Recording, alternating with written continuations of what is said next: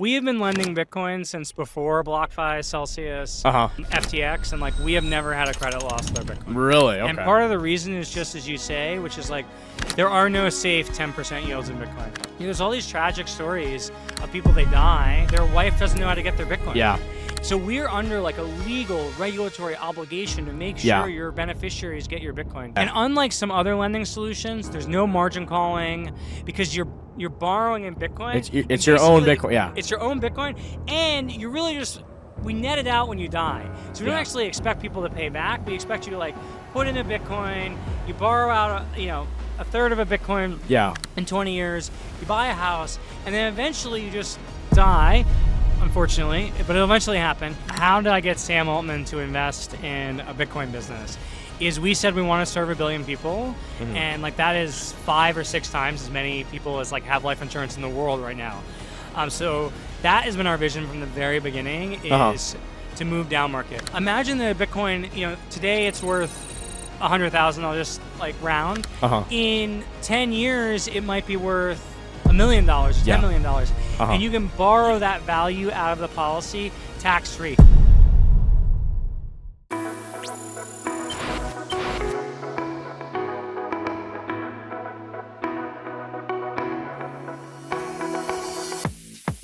Welcome to Bitcoin 2025 in Las Vegas. Joining us today is Zac Townsend, the co-founder and CEO of Meanwhile, the world's first life insurance company fully denominated in Bitcoin.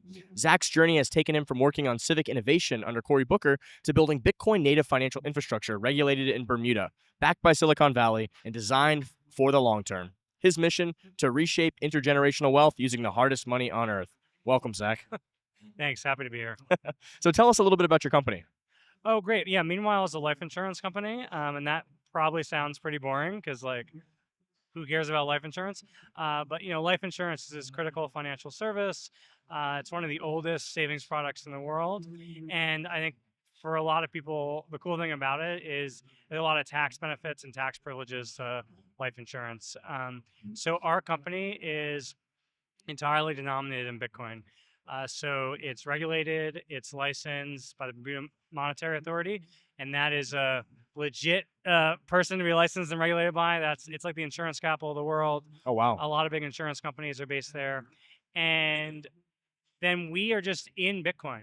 So people pay us premiums in Bitcoin, we pay claims in Bitcoin, and then we do like all the insurance mumbo jumbo, like the reserves, the like actuarial math, investments, everything's in Bitcoin. And critically, our audited financials are also stated in Bitcoin. Oh, wow. So for us, like 1 Bitcoin is truly 1 Bitcoin.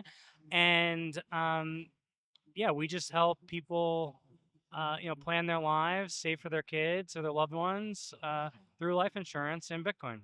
So one of my buddies from high school, he's been at Northwestern Mutual for almost a decade now. So I was like, his very, come on over. I am going to send him this interview because I told him, like, I think it was like 5 to 10 years ago now. Yeah. He gave me the whole spiel. And I'm like, look, this is a fucking Ponzi scheme. I'm going to give you the money because you're my friend and like sign up. And he's got me in all these, I got terms and whole life policies and all this shit. So I know about all this stuff. And like, I got like, I want to say somewhere between 25 and 50 grand in something that's been building up over time or whatever, and I'm putting $600, $700, $800 a month into this thing, and like it just seems like a scam to me. I told him at that time, I was like, what if we just do this in Bitcoin? Yeah. I would have millions of dollars now. You said he's worked there for a long time. Yeah. I think it's something like since 2018, the purchasing power of the dollar has gone down like 25 to 30%. That's pretty much what I told him. I said, this just sounds like a recipe for disaster. Yeah. So like the way when they show the little tables of the math and you put in this, and then at year 20, they start paying you more than you put in. I'm like, dude, this is literally a Ponzi scheme. Isn't this is this like literally a Ponzi scheme? And he's like, no, it's not. There's this. And you can, like what you're saying, you can lend against it and you can use it for this and that. And he's giving me the whole spiel. Well, I'll give you, it's the same spiel, but I think the difference is that when you look at that chart, right, like what is $100,000 going to be worth? That's what I told him. I said, this is for $1 million, right? It just doesn't make sense. So that's like one of the reasons, like we're Bitcoiners. We like believe in Bitcoin.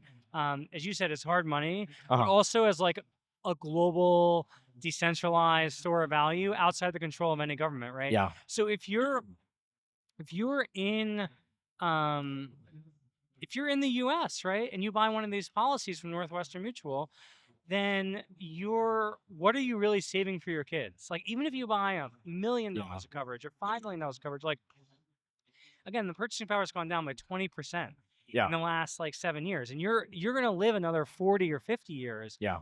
And if you look back 40 or 50 years, like, I don't know, the dollar's just not what it was, right? No doubt about it, man. No doubt about it. I liked the term policies. That was what made sense to me. I'm like, look, I'll give you $30, $40 a month, and like if I die, you give my kids a couple million or whatever it is.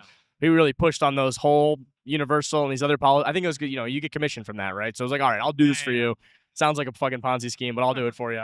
Yeah, the truth is, like, so we sell a whole life policy. Yeah. But it is like the simplest whole life policy. It's like from 1830. Really? But you're absolutely correct that I don't want to say about your friend. Your friend's probably a good guy. And actually, Northwestern Mutual, of all the carriers, of all the place human agents, probably the most upstanding. That's what he said. But I'm agreeing with him. I said this is the best Ponzi scheme around aside from the United States Treasury. But fundamentally, like, agents make money on commissions. Yeah. And for you to get a big commission as an agent, there has to be a lot of margin in the product, right? So they push these complicated products. They're like indexed to like Index to Universal Life and all this these stuff, right? different things. Our product is a whole life product, but it is like dead simple. Like, you pay us whatever, a tenth of a Bitcoin over 10 years. So that's like 1 Bitcoin. And then we promise you a fixed guaranteed payout whenever you die. And like, that's the whole contract. It's not, it's like super simple. In fact, agents who believe in hard money have been like starting to reach out to us and work with us, but we do pay like really low commissions. And one of the reasons that is because the product is so simple and the margins are like where they should be to actually, be right by the customer. Gotcha. What's this? There was another they were doing some kind of like Bitcoin thing. I think it was like Crowd Health or something. I can't remember exactly the name of it. You know what I'm talking about? I don't. I mean, I think they did like health insurance stuff. Look, there's a bunch of people. Is that the one I'm thinking of? Yeah. It's health insurance. Yeah, maybe it's health insurance. Okay. I wasn't sure if they were doing life insurance too. So there's a bunch of people who maybe do that's like Crowd Health. Yeah. people stuff on property and casualty, right? So think about like custody insurance or species insurance, or like Anchor Wash is this really cool company that like does custody, but it's custody plus insurance. So even if you like get ransomed or something and some fingers get chopped off, you like they're insuring you on against that. So that stuff's like pretty cool. But yeah, we're the only people I know, and I would probably know, who do insurance. Okay, maybe I'm thinking of the one that's health insurance. Yeah. You mentioned like life insurance is a product from the 1830s. That's actually a cool little historical nugget. Well, our like product design, it's actually much older than that. Like, originally life insurance was like Venetian sailors buying like burial insurance. Yeah, they literally exactly. Yeah, tell us about it. They're going to like, is the ship going to come back? Like, how do they get buried? How do their kids like survive without them? And the mortality was quite high, so people would get together and they formed the first life insurance companies. Interesting. That's fascinating. So that's like, I don't know, 500 years, 600 years. So can you walk me through? I'm a new customer. How does this work? Yeah. Break it down for me, real simple. Yeah. So I guess there's two different answers to the questions. One is like, how's the product work? And the other is like, what process do you have to go through? Yeah. So how the product works is, as I said, like, really simple. You pay over 10 years. And the reason you pay over 10 years is because of all these U.S. tax rules about borrowing. Yeah. So to comply with the tax rules so that you can borrow against the policy, you pay over 10 years. So that could be like anywhere from a tenth of a Bitcoin a year for 10 years up to our biggest policies are like 3.5 Bitcoin a year for 10 years. Okay. There are some people who've got a lot of Bitcoin. Yeah. And then, so you pay us, let's just say it was like a tenth of a Bitcoin a year. So you've paid us 1 Bitcoin, and then we promise that your beneficiaries, again, your like kids, your wife, your nieces and nephews, will get 1.5 Bitcoin whenever you die. So what are you getting from that?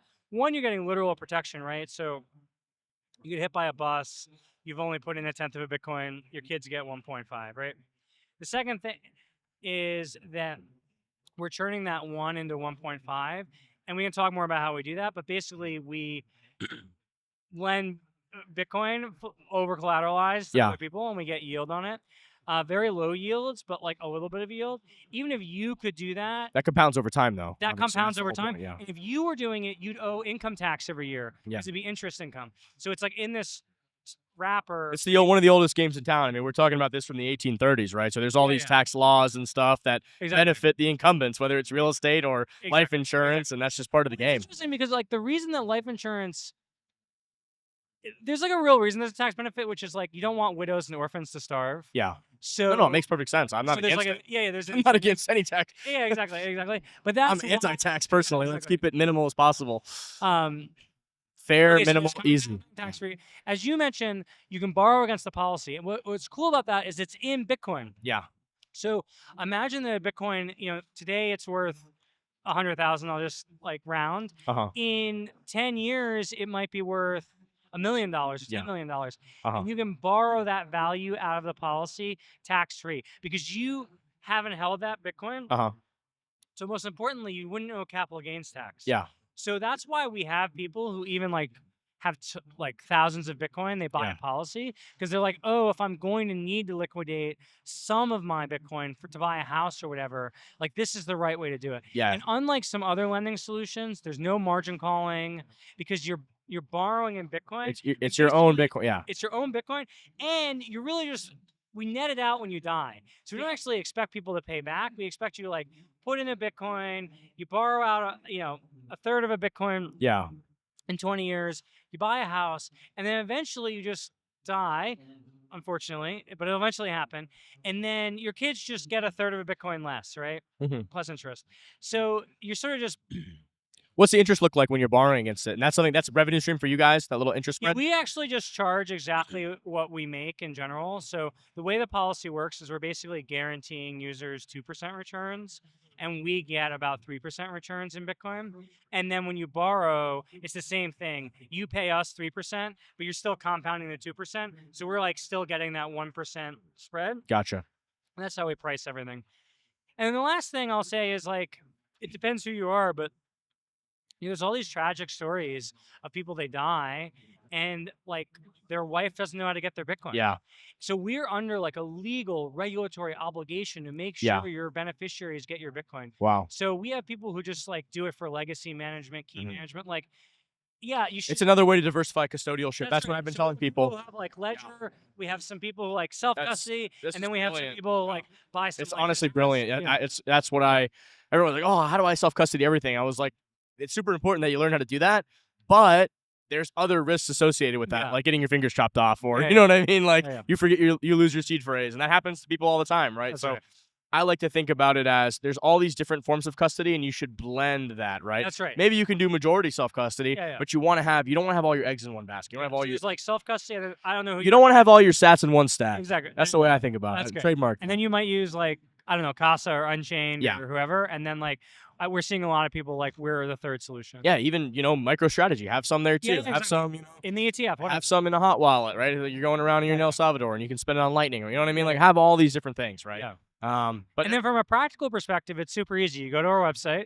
I'll plug it. Meanwhile.bm. Okay. You sign up, and then you answer a bunch of like really boring questions, like, do you have a history of cancer? And like, do you like to skydive? Yeah. And are you a smoker? Yeah, things like that. Let me ask you a super important question. Yeah. Because this was a killer for me. Okay. When I got my policy or whatever, did you guys have to come do a blood test on me? We don't actually. Oh my God. So we get if the price of Bitcoin keeps going up, we might have to. Oh, that fucking I almost said no to my friend. I'm like, dude, I hate needles, I hate blood, but like. Some lady came to my house. He sent literally a lady to my house. They took an EKG. She laid me down on the couch. She's like, look over that way. And she put a little tourniquet on my arm. And I'm like, is it done? She's like, yeah, it's done. I didn't even feel it. But if I would have looked at it, I would have like probably passed out. Wow. Yeah. So it's super straightforward because we built the whole company from scratch, right? Yeah. So all our own technology, and we are able to underwrite people using like publicly available data. Wow, that's fascinating. So fucking cool. Yeah. You guys, so Sam Altman backed you guys. Wences Casares backed you guys. Fulgur framework. Yeah. Okay. And how, like, what did you need to raise the capital for? Like, what was it to set up your offices and all of your stuff? I mean, how did Yeah. I mean, like, so I guess marketing? two I mean, things. One is we literally, like, we're an insurance company. So for you to give us Bitcoin, we have to have our own capital. So we actually bought a ton of Bitcoin. gotcha. Like, we're a mini Bitcoin treasury company. Yeah. And then we had to put it in the insurance company because there's a certain amount of like risk we're allowed to take on from other people with the amount of Bitcoin we have. So that's one thing we did. That's been great for us because I timed the market really well and bought a shit ton of Bitcoin between like 16,000 and 20,000. Wow, look at you. So Like a little mini mini Michael Saylor. True yeah, very small. Like there was a time where we had like the Bitcoin we had was worth more than the capital we raised. I'm not quite sure if that's still true, but so then so that's something we did. And then we run a life insurance company, right? Like I have a chief risk officer, I have a chief compliance officer, I have an engineering team, and my co-founder and CTO. Like we get paid. Yeah. We like all this legal work. We have an external auditor, an internal auditor, an approved actuary. There's all these service providers. We pay a license fee, to have an insurance company. So, the money gets spent. So we, the first round was like $20 million. That's the one Sam co-led with Lockheed, and then a bunch of other people like Santander and MSNAD, which is an insurance company, Stillmark, which is amazing Bitcoin-only fund, and then we just raised $40 million from Framework, Folger, and Wences. Oh, nice. Okay, awesome.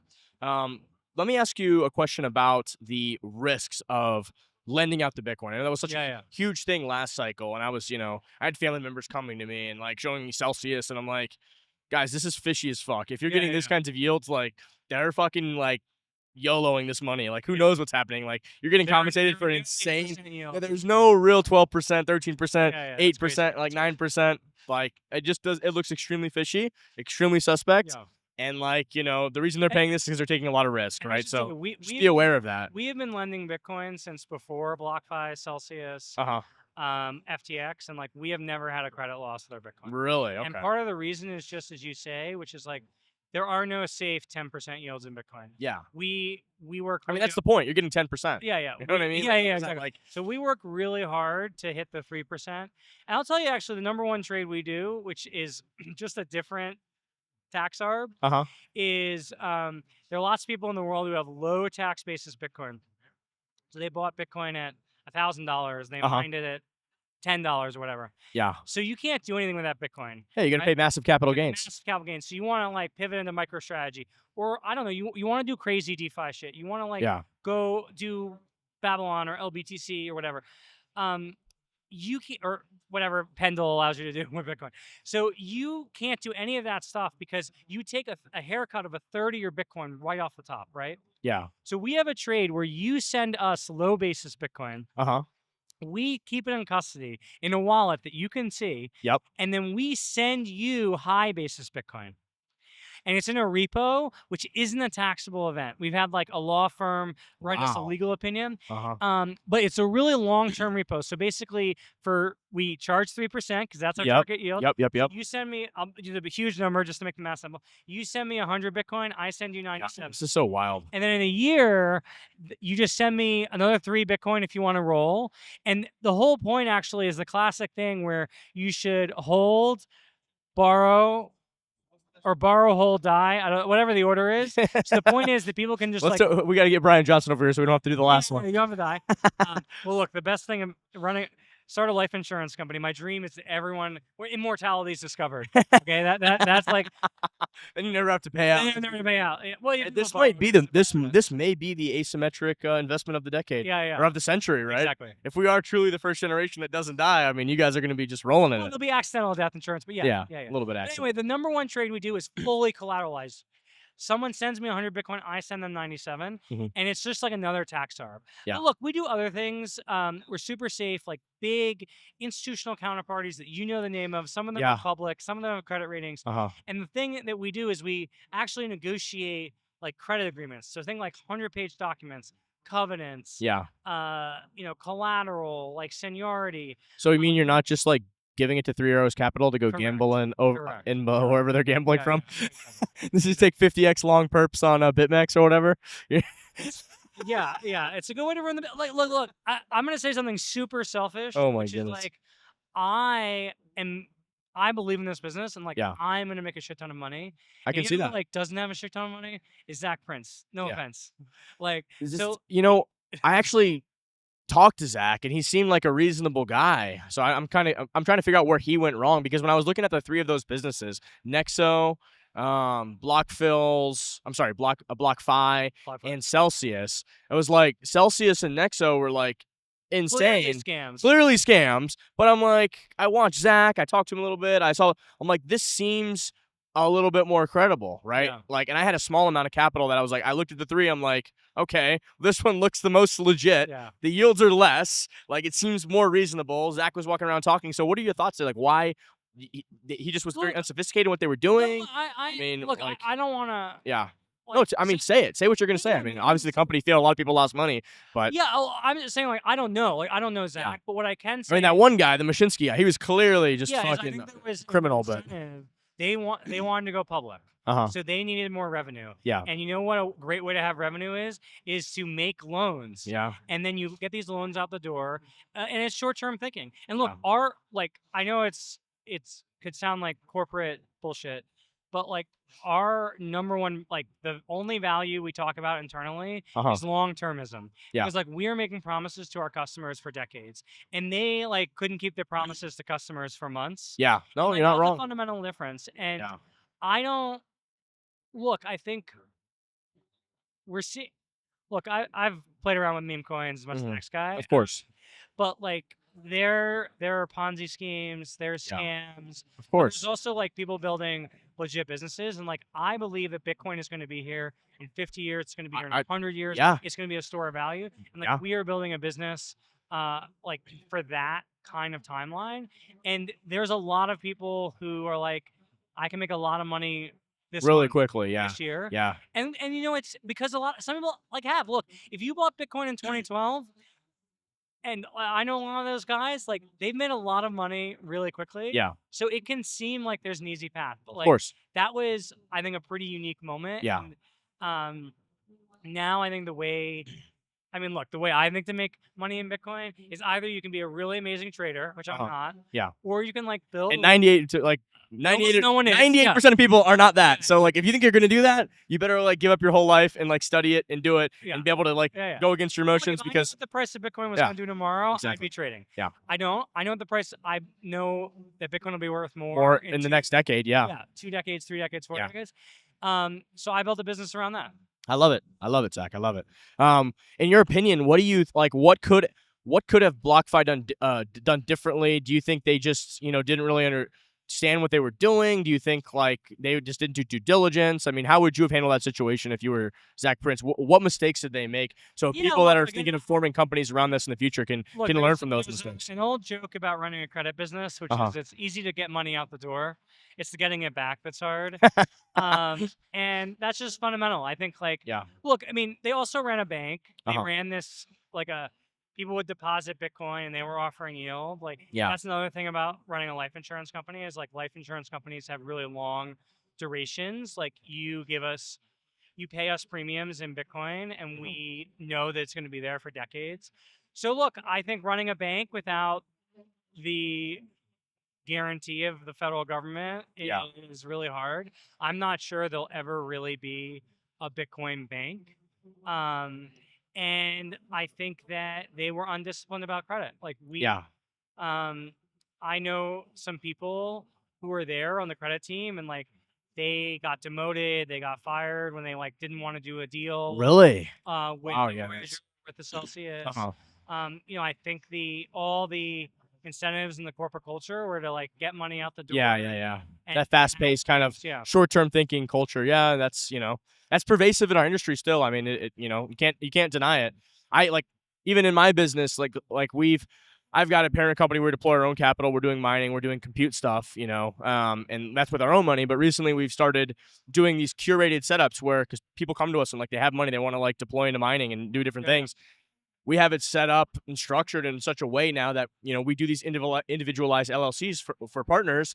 But like I told it's, Joe Carlosari. Yeah. Yeah. So his law firm, we hired them and they designed it. And I told him, I said, look, like I want penalties for short-term thinking. I want people in it for the long haul. If you're going to put in, if you're an accredited investor and you're going to put in serious capital to this, like you're committed. Yeah. Like you're not going to just pull out in 6 months because Bitcoin price goes down or because you think you can get rich quick. Like there's penalties in that for doing that. So you're kind of like committed to us. That's exactly right. Yeah. In that we have our early customer base was a lot of miners. Yeah. And I think that, despite the fact that they're buying Bitcoin and like the price of Bitcoin, the price of electricity is like very minute to minute, not even day to day. I do think that like sitting down and making the choice to build infrastructure. Yeah. You know what I mean? Like that's long-term thinking. I mean, it really is. You get committed. Get an interconnect. We're gonna build a substation. It's a whole thing. We're gonna buy machines. There's a lot that goes into it. Yeah. Depreciation, like it's at worst you're thinking in at least years. Oh yeah. And I think those people like naturally have an affinity to like, oh, I'm buying Bitcoin or I'm mining Bitcoin for my children. Mm-hmm. Yeah. Look, I think there's this interesting tension because one of the things we realized at the very beginning is that, like hodling and life insurance are like the same thing, right? Yeah. Like, hodling is like intergenerational wealth transfer. Like I'm retiring my bloodline. Like this is for my kids. And that is what life insurance is like all about. And at the same time, like you can say that, but then like a lot of the culture is so pervasively short term. You're 100% right. You're not wrong. You're not wrong at all. So I found a quote from you here. Let me read it to you. Okay. Or at least it just describes something that you said. Your dream is to serve families in Argentina, Nigeria, Turkey, not just Palo Alto. What does it look like when a teenage girl in Lagos inherits Bitcoin through a meanwhile policy? What part of the story moves you the most? And are you thinking about offering this for people in those areas that have less capital to deploy? Obviously, I don't know what your minimums are now, but I assume they're probably higher. But eventually, you want to get that down. Look, I should say the very first memo. I think the how did I get Sam Altman to invest in a Bitcoin business? Is we said we want to serve 1 billion people, and like that is 5 or 6 times as many people as like have life insurance in the world right now. So that has been our vision from the very beginning is to move down market. But yeah, what we do today, where we started, and what I wrote in that original memo is we're gonna serve people basically in the United States and other developed countries with big policies. To answer your question, our minimum right now is 1 Bitcoin paid over 10 years. Yeah. That's a lot of money. Like that's for first like, world, we some of us can do that. Like but some of that's us are more. Some of us. That's what I'm saying. In the first world, some of us are more privileged. We can do that. Yeah. But like somebody in Lagos. But then, like as I mentioned, we're like building this infrastructure. Okay. And that's like financial infrastructure. It's like regulatory infrastructure, but it's also technical infrastructure to be able to serve people with like lower and lower marginal costs. And we want to systematically like bring down the minimum policy side. So yeah, if you're a middle-class person in Argentina, you're a middle-class person in Lagos, since you mentioned that example, you don't buy life insurance. Yeah. Because in your lifetime already, like your currency has depreciated, has disappeared, has restarted. Yeah. So they really understand. They really get it, that there is currency risk, there's regime risk, there's exchange risk. So you could never have a Northwestern Mutual to serve that market. It's just like doesn't make any sense. Current's hyperinflated. A intergenerational store of value in this global decentralized thing that is outside the control of any government, whether that's the Nigerian government or the U.S. government, that is really attractive.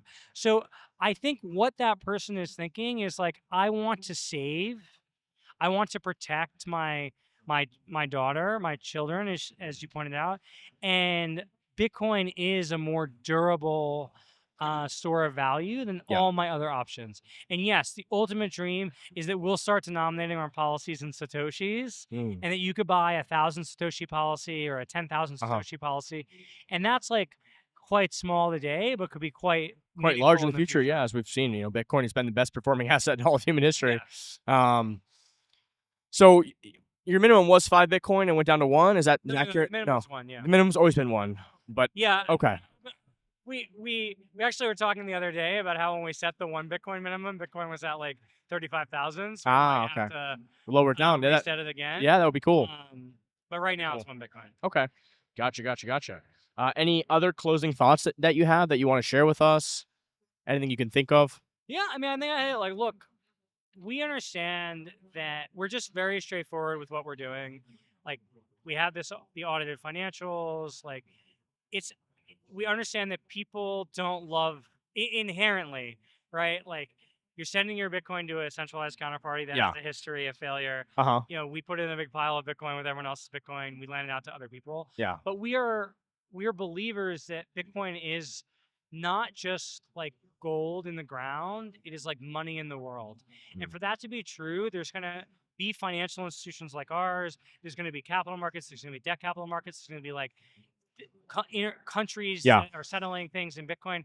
And we're trying to build that future. And like every day, we really do have like an easy path we don't take around doing something stupid. Yeah. And like the long-term path around like building this company forever. And like, I hope to pass not only my Bitcoin onto my kids, but like this company onto my, or my shares in this company on my kids. And that's measured in, you know, hopefully if Brian Johnson is his way, you know, forever. Well, I am incredibly impressed by the way the industry is evolving, the financial products that are starting to be offered and be available to Bitcoiners and people within the Web3 ecosystem in general. You know, it's impressive to see founders and CEOs that are building off of the, you know, it's like when a free market's formed, right? You've got this, you know, Bitcoin is really still the last. Crypto Web3 is really the last true kind of like free market still where things are being built in real time. And, you know, you've got the BlockFis and the Celsius and the Nexos that blow up and then, you know, they pave way for a company to build on their mistakes and be the next generation of product and do things much better, safer, and more efficient. Zac Townsend, it's been an absolute pleasure, brother. Thank you so much for this conversation.